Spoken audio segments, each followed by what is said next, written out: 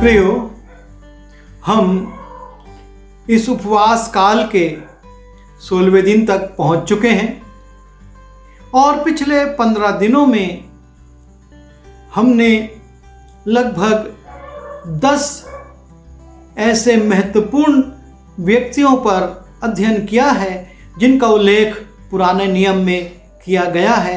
उन्होंने जीवन के उतार चढ़ाव में, समस्याओं में, परेशानियों में उपवास किया, प्रार्थना की, अपने जीवन को बदला और परमेश्वर ने उन पर दया की। और आज हम फिर से पुराने नियम के ही एक और व्यक्ति पर कुछ देर विचार करना चाहते हैं और यह है योना। और आज हम योना के उपवास पर कुछ देर विचार करेंगे, जबकि कुछ टीकाकार उसके उपवास पर आपत्ति करते हैं। लेकिन यह स्थल मैंने इसलिए चुना है कि यह छोटी सी पुस्तक है, सिर्फ 4 अध्याय की पुस्तक है और इसमें 2 उपवासों का उल्लेख है और ये दोनों उपवास महत्वपूर्ण परिवर्तनों को लाते हैं। सबसे पहले जब हम योना को देखते हैं, स्वयं योना के जीवन को देखते हैं, वहां पर हम पाते हैं योना उसके पहले अध्याय के पहले पद में, यहोवा का ये वचन अमित्तै के पुत्र योना के पास पहुंचा, उठकर उस बड़े नगर नीनवे को जा और उसके विरुद्ध प्रचार कर, क्योंकि उसकी बुराई मेरी दृष्टि में बढ़ गई है। परमेश्वर अपने दास अमित्तै के पुत्र योना को चुनता है कि वो नीनवे नगर में जाए और वहां पर वो प्रचार करे, बताए लोगों को कि ये नगर जो कि पाप से भर गया है, परमेश्वर इस पर अपने क्रोध को लाने वाला है। लेकिन योना नहीं चाहता है कि वो नीनवे जाए, वो नीनवे के लोग बचे, इस चीज़ को नहीं चाहता है। और इसके पीछे बहुत सारे पुराने राजनीतिक और उनके सामाजिक कारण थे। और इसलिए लिखा है, परंतु योना यहोवा के सन्मुख से तर्शीश को भाग जाने के लिए उठा और यापो नगर को जाकर तर्शीश जाने वाला एक जहाज पाया और भाड़ा देकर उस पर चढ़ गया कि उनके साथ होकर यहोवा के सन्मुख से तर्शीश को चला जाए। और इस प्रकार से परमेश्वर की आज्ञा के विरुद्ध योना तर्शीश को निकल जाता है। जाना था उसको नीनवे और वो चला जा रहा है तर्शीश को। लेकिन परमेश्वर की दृष्टि तो पूरे विश्व पर घूमती रहती है और वो योना को देख रहा था कि वो कहाँ जा रहा है। और तब जहाज जब छूटता है, उसको तूफान घेर लेता है और उस तूफान को शांत करने का उपाय ये होता है कि जिसने परमेश्वर के विरुद्ध पाप किया उसको जहाज पर से फेंक दिया जाए। और चिट्ठियां डाली जाती हैं, योना के नाम निकलती हैं। वो लोग को बुरा लगता है, साथियों को, लेकिन अंततः उनको योना को जल में फेंक देना पड़ता है। और तब हम देखते हैं फिर से परमेश्वर का काम शुरू होता है। और लिखा है 17वें पद में, यहोवा ने एक बड़ा सा मगरमच्छ ठहराया था कि योना को निगल ले, और योना उस मगरमच्छ के पेट में 3 दिन और 3 रात पड़ा रहा। और यही परिस्थिति इस बात को बताती है कि योना का उपवास वास्तव में उपवास था या मजबूरी थी, क्योंकि यहाँ पर लिखा है कि योना उस मगरमच्छ के पेट में 3 दिन और 3 रात पड़ा रहा। और इस 3 दिन और 3 रात में उसने ना तो कुछ खाया होगा ना कुछ पिया होगा, क्योंकि वहाँ उपलब्ध ही नहीं था। और इसीलिए टीकाकार इसको उपवास की श्रेणी में नहीं रखते हैं। लेकिन इस पर चर्चा मैं इसलिए कर रहा हूं कि उन 3 दिन और 3 रात योना बेहोश या मूर्छा अवस्था में नहीं पड़ा रहा, लेकिन लिखा है दूसरे अध्याय के पहले पद में, तब योना ने उसके पेट में से अपने परमेश्वर यहोवा से प्रार्थना करके कहा। वो एक विपरीत परिस्थिति में है और जहां पर उसको कैसे ऑक्सीजन मिल रही है, कैसे वो उस प्रतिकूल अवस्था में जीवित है, ये हमारी कल्पना से परे है। लेकिन सच्चाई ये है कि वो वहां जीवित था, और ना सिर्फ जीवित था लेकिन चैतन्य था, और चैतन्य रहते हुए वो परमेश्वर से प्रार्थना भी कर रहा था। और यही एक प्लस पॉइंट आप कह सकते हैं। एक धनात्मक बात है कि योना ने परमेश्वर की इच्छा के विरुद्ध गया और परमेश्वर ने उसको एक बड़े मगरमच्छ के पेट में डाल दिया, लेकिन वहां पर वो बेहोश पड़ा हुआ नहीं है, लेकिन वो परमेश्वर से प्रार्थना कर रहा है। और जब हम इस प्रार्थना को देखते हैं तो इसमें भी 3 बातें हम पाते हैं। वो 3 दिन और 3 रात तो मगरमच्छ के पेट में रहा, लेकिन ये जो लगातार वो प्रार्थना कर रहा है और वो उसमें कहता है, मैंने संकट में पड़े हुए यहोवा की दुहाई दी और उसने मेरी सुन ली है।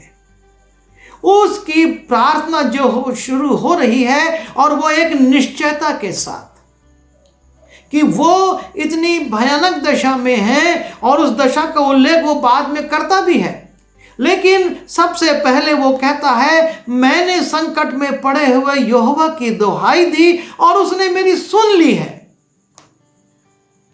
अधोलोक के उदर में से मैं चिल्ला उठा और तूने मेरी सुन ली है। यह है प्रार्थना करने वालों की निश्चयता। जब हम प्रार्थना करते हैं, हम अपनी प्रार्थना को कितनी निश्चयता के साथ कर रहे हैं। वो कह रहा है, मैंने अधोलोक में मैं चला गया था, उधर मैं चिल्ला रहा था, अधोलोक के उधर में था। और सही बात है, जो मगरमच्छ का उदर था उसमें वो मृत्यु में था, कि कब उसका शरीर गल जाएगा और कब वो मगरमच्छ का भोजन बन जाएगा वो खुद नहीं जानता था। लेकिन उस उदर में पड़े हुए भी वो परमेश्वर को पुकार रहा है और 2 बार कहता है, उसने मेरी सुन ली, उसने मेरी सुन ली। यह है निश्चयता। और तब वो अपनी भयानक दशा का उल्लेख करता है कि तूने मुझे गहरे सागर में समुद्र की था तक डाल दिया। जब वो फेंका गया तो वो समुद्र में वहीं पर मगरमच्छ का मुंह खुला हुआ नहीं था और उसने उसको निगल लिया, लेकिन लिखा है, मैं समुद्र की गहराई में चला गया और धाराओं के बीच में पड़ा था, और तेरी भड़काई हुई सब तरंग और लहरें मेरे ऊपर से बह गई। जो तूफानी लहरें थी, तरंगे थी, वो उसके ऊपर से बह रही थी। तब मैंने कहा, मैं तेरे सामने से निकाल दिया गया हूं, तो भी तेरे पवित्र मंदिर की ओर फिरकर ताकूंगा। मैं जल में यहां तक घिरा हुआ था कि मेरे प्राण निकले जाते थे। यहां पर मैं इस बात को रेखांकित करना चाहता हूं कि वो पूरे सुध बुध में था और कहता है कि मेरे प्राण निकले जाते थे, गहरा सागर मेरे चारों ओर था और मेरे सिर में सिवार लिपटा हुआ था। वो पानी के जो तरंगे थी और पानी के जो झोंके थे, जिसको सिवार के रूप में वो कहता है, क्योंकि वो गोल गोल घूमते और एक भंवर बनाते हैं, वो उसके सिर में लिपटे थे। मैं पहाड़ों की जड़ तक पहुंच गया था, मैं सदा के लिए भूमि में बंद हो गया था।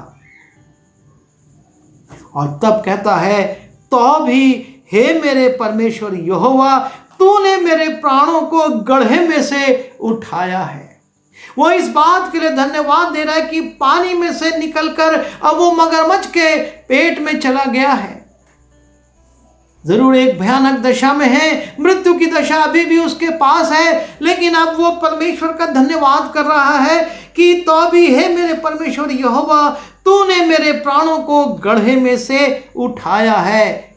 जब मैं मूर्छा खाने लगा तब मैंने यहोवा को स्मरण किया। वो बेहोश होने पर था, लेकिन उस परिस्थिति में भी वो परमेश्वर को स्मरण करता है और कहता है, मेरी प्रार्थना तेरे पास वरन तेरे पवित्र मंदिर में पहुंच गई। उसको निश्चयता है कि जब मैं बेहोश हो रहा था, मृत्यु के पास था, परमेश्वर ने मुझको उस गड्ढे में से निकाला और यहाँ पर लाया है इस मगरमच्छ के पेट में, और मेरे प्रार्थना जो थी, जो मैं पुकार कर रहा था, वो परमेश्वर के पास पहुंच गई। और इसलिए मैं ये कहता हूं कि ये 3 दिन भूखा और प्यासा जो रहा, इसमें ये पूरे होशो हवास में था, और इसलिए हम इसको योना का उपवास मान सकते हैं। भले वहां पर मगरमच्छ के पेट में उसके लिए खाने के लिए कुछ नहीं था, लेकिन उन परिस्थितियों में वो अपने संतुलन को बनाए हुए था और परमेश्वर से प्रार्थना कर रहा था, परमेश्वर को धन्यवाद कर रहा था। और तब उसकी एक स्वीकारोक्ति है। 8वें पद में वो कहता है, जो लोग धोखे की व्यर्थ वस्तुओं पर मन लगाते हैं, वे अपने करुणा निधान को छोड़ देते हैं। उसने धोखे की वस्तु पर मन लगाया था, उसने नीनवे की जगह तर्शीश चुन लिया था, और वो कहता है कि वो अपने करुणा निधान को छोड़ देते हैं। वो परमेश्वर को एक नाम दे रहा है, वो करुणा करने वाला परमेश्वर है, और कहता है जो लोग धोखे की व्यर्थ वस्तु पर मन लगाते हैं, वो लोग अपने करुणा निधान को छोड़ देते हैं। वो स्वीकार कर रहा है, मैंने अपने परमेश्वर को छोड़ा था। और तब जब वो अपने अपराध को, अपनी गलती को स्वीकार कर लेता है, तब उसकी प्रार्थना में फिर से धन्यवाद आ जाता है और कहता है, परंतु मैं ऊंचे शब्द से धन्यवाद करके तुझे बलिदान चढ़ाऊंगा। वो मगरमच्छ के पेट में कहां से बलि की वस्तुएं लाएगा और चढ़ाएगा, लेकिन यह उसकी निश्चयता है कि परमेश्वर उसको इस विपरीत परिस्थिति में से छुड़ाएगा। जो मन्नत मैंने मानी उसको पूरी करूंगा। उद्धार यहोवा ही से होता है, उद्धार यहोवा ही से होता है। और इस प्रकार से योना परमेश्वर से प्रार्थना करता है, अपनी परिस्थितियों को बताता है, अपनी निश्चयता को बताता है, अपनी गलतियों को मानता है, और फिर परमेश्वर के प्रति अपने विश्वास को प्रकट करता है कि जो मन्नत मैंने मानी है उसको पूरी करूंगा। उद्धार यहोवा ही से होता है। और जब ये सारी बातें होती हैं, तब लिखा है 10वें पद में 2 अध्याय के, और यहोवा ने मगरमच्छ को आज्ञा दी और उसने योना को स्थल पर उगल दिया। परमेश्वर योना की उस प्रार्थना को, जो कि समुद्र की गहराई में मगरमच्छ की पेट में से की जा रही है, उसको सुनता है और मगरमच्छ को आज्ञा देता है। और मगरमच्छ उसको समुद्र में नहीं, लेकिन लिखा है स्थल पर आकर उगल देता है। परमेश्वर का चुनाव, वो जानता था कि मैं ये करूंगा, और उसने ऐसे जीव को चुना जो कि भूमि पर आ सकता था। मगरमच्छ भूमि पर आ जाता है और रेत में धूप सेकता है और अपने अंडों को छिपा कर रखता है, और ये मगरमच्छ भूमि पर आता है और योना को उगल देता है। हमारे जीवन में अनाज्ञाकारिता बहुत बार आती है।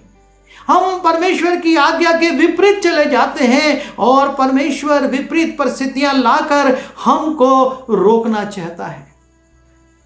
और जब परमेश्वर हमको रोकता है, तब हम क्या परमेश्वर की ओर जाते हैं, जिस प्रकार से योना ने निश्चयता को बताया? क्या अपनी गलतियों को परमेश्वर के सामने मानते हैं, या हम उसी पाप में नाश हो जाते हैं? ये योना के 3 दिन जो कि वो मगरमच्छ के पेट में था, और यीशु ने कहा इसी चिन्ह को मैं भी प्रकट करूंगा। वो मगरमच्छ के पेट में था, मैं भूमि में अंदर रहूंगा। इस उपवास काल में जब हम यीशु के क्लेशों को स्मरण करते हैं, योना को स्मरण करें कि यीशु मसीह ने उसका उदाहरण दिया कि जिस प्रकार से वो जल जंतु के पेट में था, मैं भूमि में रहूंगा। और तीसरे दिन जैसे कि ये जल जंतु ने योना को उगल दिया और यीशु मसीह पृथ्वी में से जी उठा। हम अपने जीवन को देखें, हम भी पाप के दलदल में और ऐसे समुंदर में डूबे हुए हैं जहां पर कि हमारे लिए मृत्यु है। लेकिन यदि हम उस परिस्थिति में भी परमेश्वर को पुकारते हैं तो परमेश्वर हमारी प्रार्थना सुनने को तैयार है और वो फिर से हमको प्रतिस्थापित कर सकता है। लिखा है 3 अध्याय में, तब यहोवा का यह वचन दूसरी बार योना के पास पहुंचा, उठकर उस बड़े नीनवे नगर को जा और जो बात मैं तुझसे कहूंगा उसमें प्रचार कर। तब योना यहोवा के वचन के अनुसार नीनवे को गया। परमेश्वर आपको और मुझको फिर से इस्तेमाल करना चाहता है। फिर से हमने गलती की, इनकार किया, योना चला गया, लेकिन उसने उसको फिर से भूमि पर लाया और फिर से अपनी आज्ञा दी कि तुझको नीनवे जाना ही है। और योना जाता है।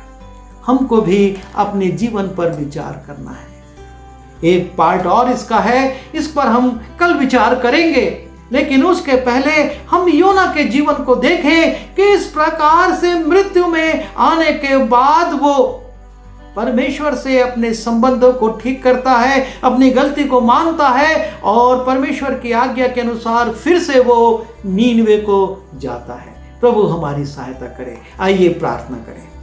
प्रभु जी, हम आपके पास आते हैं। निश्चय योना ने आपके प्रति उदंडता को दिखाया और आपकी आज्ञा के विरुद्ध भागा, लेकिन आपने उसको छोड़ा नहीं और आपने उसके लिए उपाय किया और अंततः उसने अपना जीवन आपको सौंपा और आपकी सेवा को जो आप करवाना चाहते थे उसको उसने पूरा करने के लिए अपने कदम को बढ़ाया। प्रभु जी, हमारे जीवन में भी कई बार ऐसी बातें होती हैं, हम आपकी इच्छा के विरुद्ध चले जाते हैं। क्षमा कीजिए और हमको तैयार कीजिए कि हम आपकी आज्ञा के अनुसार चल सकें और आपकी इच्छा को पूरा करें। विनती यीशु के नाम से मांगता हूँ, आमीन।